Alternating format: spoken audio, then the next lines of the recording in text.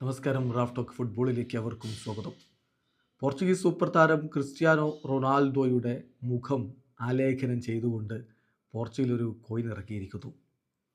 അദ്ദേഹത്തെ ആദരിച്ചുകൊണ്ടാണ് അത് ഇറക്കുന്നത്. ഇത് യഥാർത്ഥത്തിൽ ഇങ്ങനെ ക്രയവിക്രയത്തിലുള്ള എക്സ്ചേഞ്ചിലുള്ള ഒരു കോയിൻ ആയിരിക്കില്ല, മറിച്ച് ഇത് കളക്ടേഴ്സ് കോയിൻ ആയിരിക്കും എന്നാണ് പുറത്തേക്ക് വരുന്ന റിപ്പോർട്ട്. ഇത് ഫ്രഞ്ച് മാധ്യമം RMC സ്പോർട്ട് ഇക്കാര്യം റിപ്പോർട്ട് ചെയ്യുന്നുണ്ട്.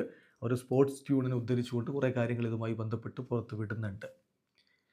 7 യൂറോയുടെ ഒരു കോയിനാണ് എന്ന് പറയുമ്പോൾ അദ്ദേഹത്തിൻ്റെ ജേഴ്സി നമ്പർ 7 ആണല്ലോ, അതുകൊണ്ടാണ് 7 യൂറോയുടെ കോയിൻ ഇറക്കുന്നത്. 7.5 യൂറോസ് ആയിരിക്കും അതിൻ്റെ മാർക്കറ്റഡ് വാല്യൂ എന്നുകൂടി പറയുന്നത്. നോമിനൽ വാല്യൂ 7 യൂറോ ആയിരിക്കും, പക്ഷേ മാർക്കറ്റഡ് വാല്യൂ 7.5 യൂറോസ് ആയിരിക്കും.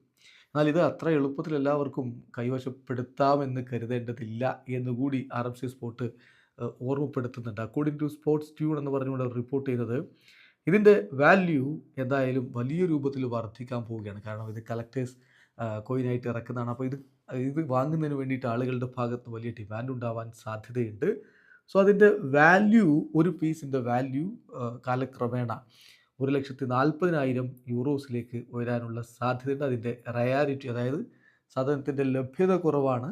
സോ ക്രിസ്ത്യാനോ റൊണാൾഡോയുടെ ആ ഒരു ഫെയിമും കാര്യമൊക്കെ വെച്ച് ഇതിൻ്റെ വില വലിയ രൂപത്തിൽ വർദ്ധിക്കും എന്നുള്ള റിപ്പോർട്ട് കൂടി വരുന്നു. എന്തായാലും CR7 ആദരിച്ചുകൊണ്ട് ഒരു കോയിൻ പുറത്തിറങ്ങുകയാണ്.